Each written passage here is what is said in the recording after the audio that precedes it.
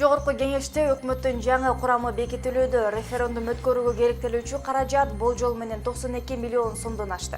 Чек ара кызматы менен коргоо комитетинин жетекчилери алмашты. Алдыда ушул жана башка жаңылыктардын кыскача топтому менен түз эфирде мен Ажина Досумбетова.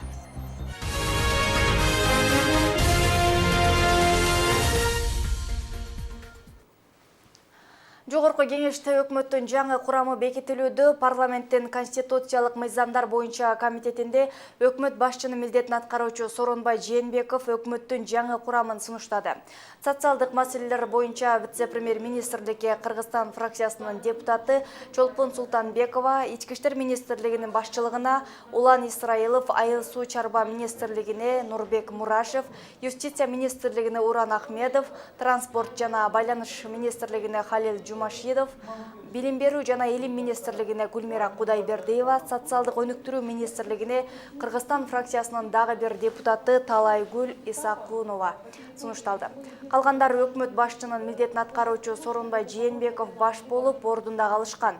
Ал эми коргоо комитетинин башчысы президент тарабынан сунушталат деп билдирди Жээнбеков. Кыргыз өкмөтүнүн мурунку курамы өткөн айда парламенттеги башкаруу коалиция тарагандан кийин ишин токтоткон. Президент Алмазбек Атамбаев чек ара кызматы менен коргоо комитетинин жетекчилерин алмаштырды. Ага ылайык Марат Кенжесариев мамлекеттик коргоо комитетинин, ал эми Абдикарим Алимбаев мамлекеттик чек ара кызматынын жетекчилигинен бошотулду. Алимбаевдин ордуна Улуттук гвардиянын учурдагы жетекчиси Мирбек Касымкулов дайындалды. Ал эми коргоо боюнча комитеттин төрагалык кызматы азырынча бош. Буга чейин коргоо иштери боюнча мамлекеттик комитеттин төрагасынын айдоочусу курал-жарак сатууга шектелип келген. Бул окуядан кийин бир катар офицерлерге сөгүш жарыяланган. Айрым ЖМКлар чек ара кызматынын кампасынан курал сатты делген аскер адамдары кармалган.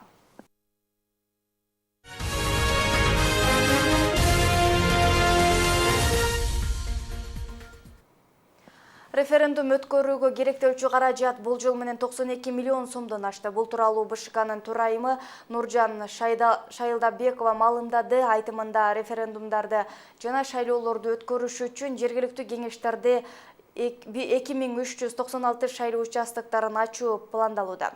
Алардын 35 чет өлкөдө, 32си башка аймактарда катталган. Бирок иш жүзүндө баш калаада жашаган шайлоочулар үчүн Бишкекте ачылат. Шайлоочулардын тизмеси 26 ноябрга чейин түзүлөт. Ага чейин шайлоочулар шайлоо участоктарында өздөрү тууралуу маалыматтарды тактоого тийиш.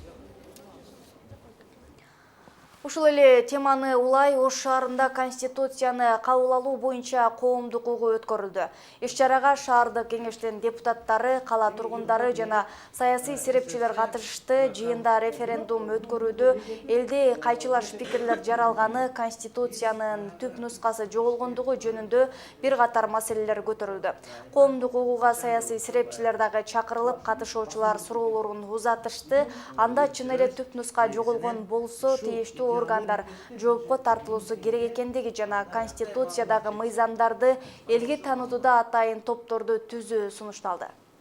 Бүгүнкү күндө ушул конституцияга эмне өзгөртүү болуп атат, анын маани маңызы эмнеде, ошол өзгөртүүлөр эртеңки күнү кыргыз элине эмне алып келет, мына ошондой жөнөкөй тил менен жеткирген адамдар жок болуп атат.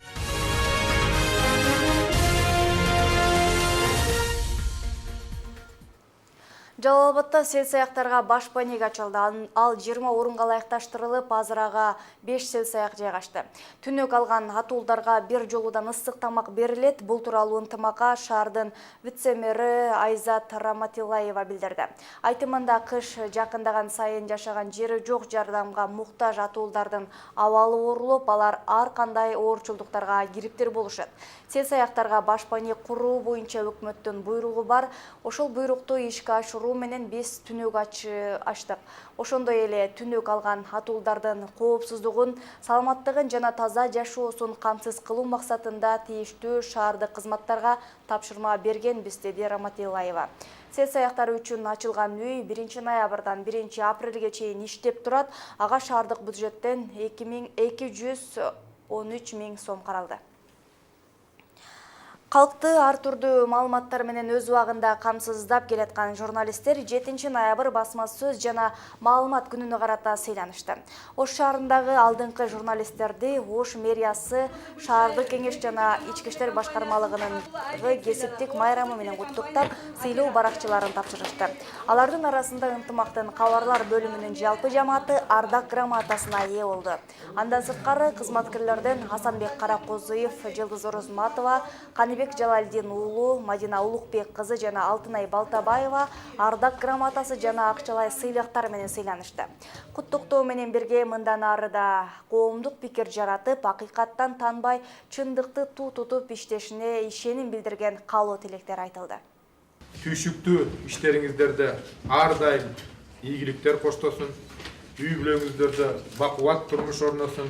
Дагы бир жолу майрамыңыздар менен, урматтуу журналисттер. Араванда лимон өстүрүп 5 тоннага чейин түшүм алгандар бар. Мындай көлөмдөгү цитрус жемишин 3 сотых жерден эле жыйноого болот.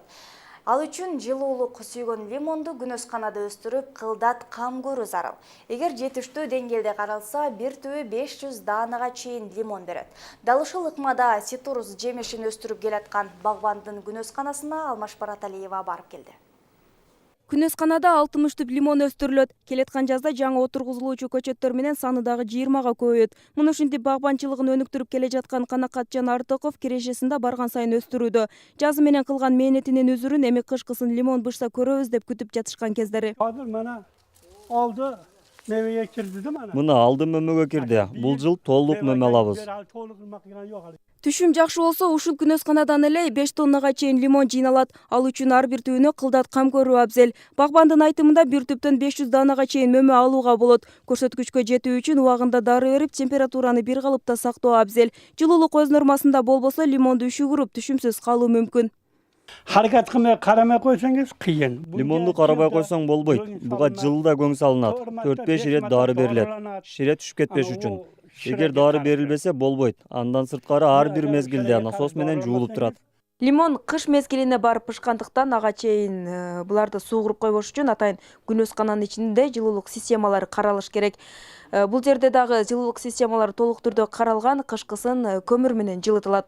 Учурда бул лимондордун алды бышып баштаган болсо, арты жаңыдан гана гүлдөп баштаган.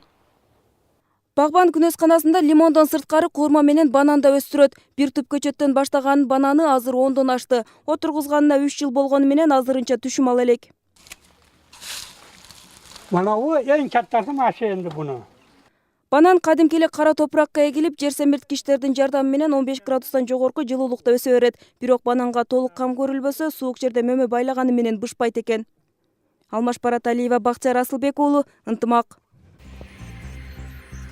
Сиздер кабарлардын кыскача түрмөгү менен тааныштыңыздар. Ушул жана башка маалыматтарды кененирээк Ынтымактын кабарлар программасынын толукталган чыгарылышынан көрсөңүздөр болот. Ошондой эле Ынтымак ЧКТ сайты дагы сиздер үчүн кызматта.